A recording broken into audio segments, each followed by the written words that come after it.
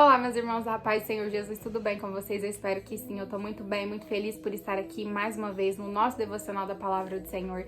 O Espírito Santo colocou uma palavra no meu coração que vai servir de grande ensinamento para a sua vida, que você possa abrir seu coração e receber essa palavra, que se encontra lá no livro de 2 Timóteo, capítulo 4, a partir do versículo 1. Rogo-te perante Deus e Cristo Jesus, que há de julgar vivos e mortos, pela sua manifestação e pelo seu reino.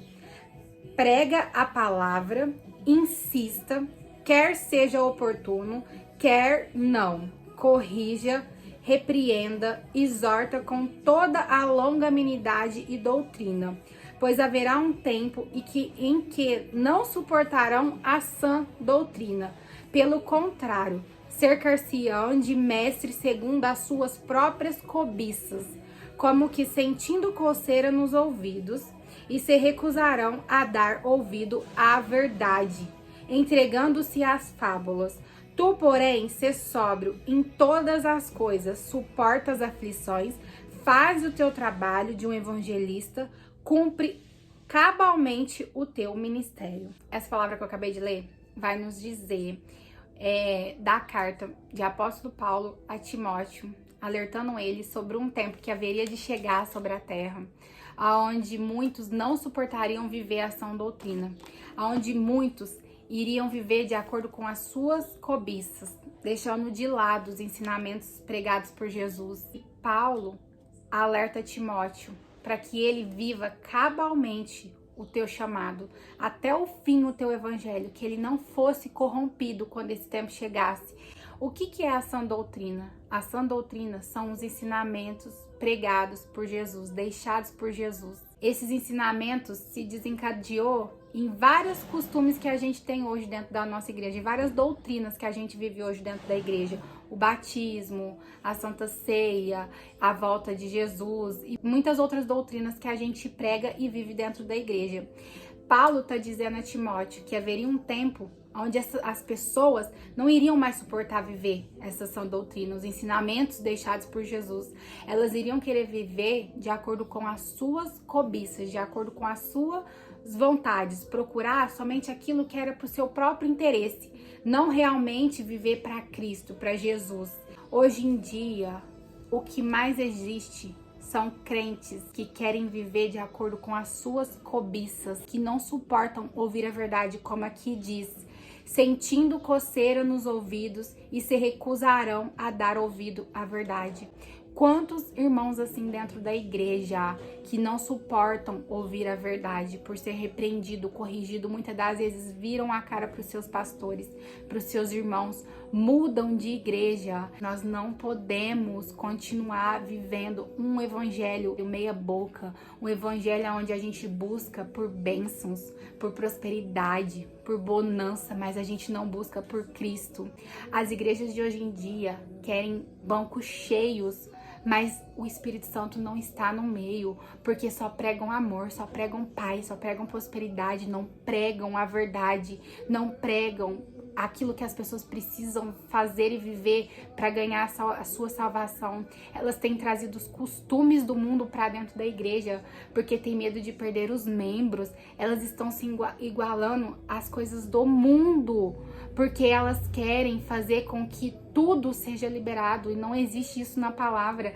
Aqui Paulo diz a Timóteo exortar, insista, prega, repreenda com longanimidade e doutrina. Aonde está a doutrina dos pastores? Da onde que eles estão tirando essas doutrinas que tudo pode, que tudo me é lícito, que tudo me convém?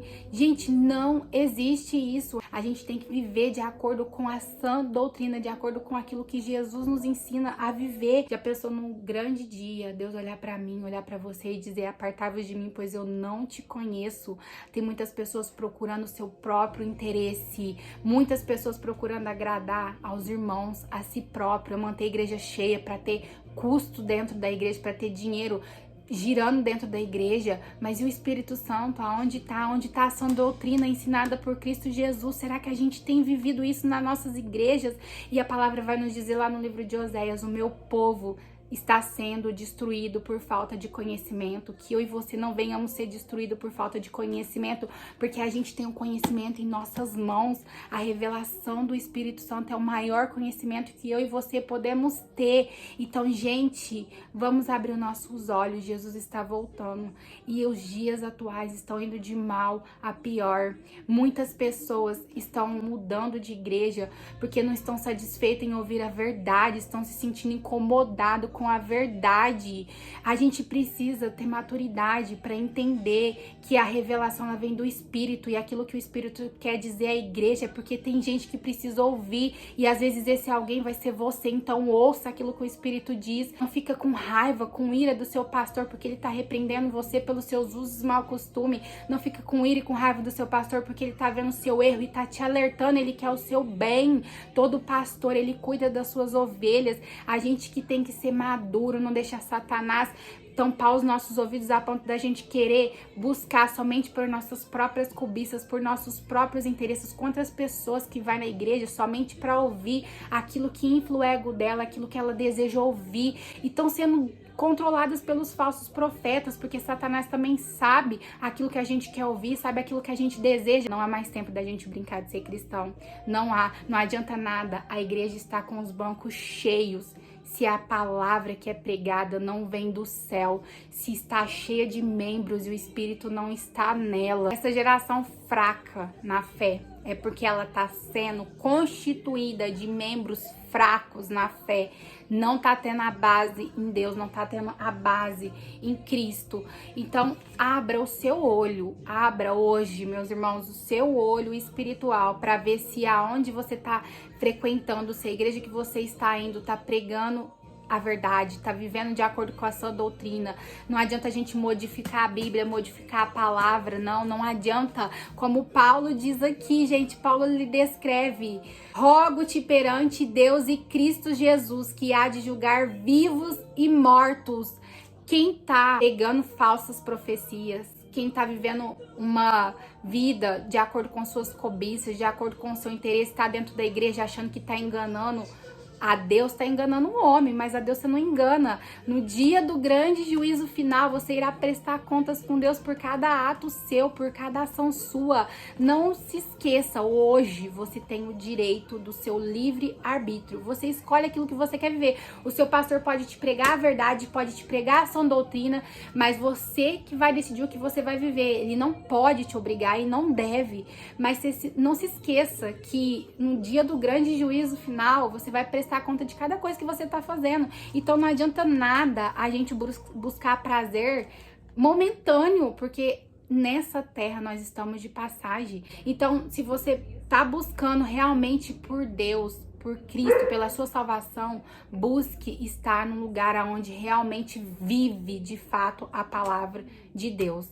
Não buscar um lugar onde vai pregar o que você quer ouvir, aonde vai permitir que você viva da maneira que você quer, porque tem muitas igrejas liberal, que você pode estar na igreja, tomar ceia e viver da forma que você quer. Mas são igrejas que não vivem de acordo com a sua doutrina. O que vira? Vai chegar no dia do grande juízo final. Os pastores, os líderes vão ter que prestar contas com Deus. E os membros também, porque eles tinham a possibilidade de buscar o conhecimento necessário para não serem enganados, não serem destruídos, como disse no livro de Oséias. Mas eles preferiram um evangelho que onde tudo pode. Um evangelho paz e amor. E não é esse evangelho. Paulo nos ensina, através da vida dele ministerial, o quanto ele sofreu por Cristo, o quanto ele padeceu, mas ele foi até o fim, fiel até o fim. E tem muita gente que na primeira repreensão, na primeira dificuldade, já quer largar a rede, já quer desistir de Deus, já quer desistir da sua vida espiritual. O mundo já é do maligno. Então o mundo já é do maligno.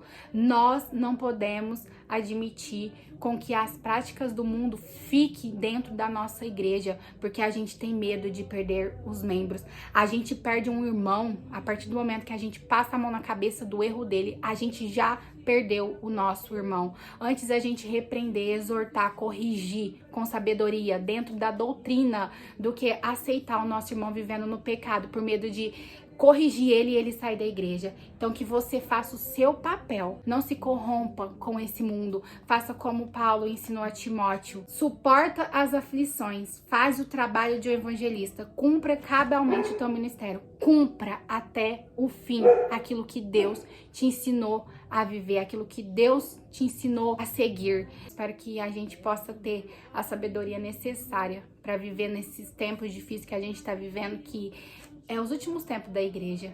E a gente não ser corrompido por esse mundo, não ser corrompido, não se deixar levar pelas nossas próprias cobiças, não buscar a Cristo por aquilo que Ele pode nos proporcionar, ficar indo de igreja em igreja porque prega prosperidade, prega bênção, não, mas ir na igreja principalmente pela nossa salvação, por Cristo, por Jesus, que as demais coisas Ele vai nos acrescentar. A palavra nos diz: buscar em primeiro lugar o reino de Deus e a sua justiça, pois as demais coisas Ele vos acrescentará. E não pense que é buscar de qualquer forma, é buscar com renúncia de todo o seu coração, se entregar verdadeiramente a Cristo, ao Evangelho e viver de fato a sã doutrina ensinada por Jesus. E é isso, gente, que o Espírito Santo colocou no meu coração. Eu espero que ele continue falando grandiosamente com cada um de vocês. Um beijo no seu coração e até o nosso próximo devocional. Tchau, tchau!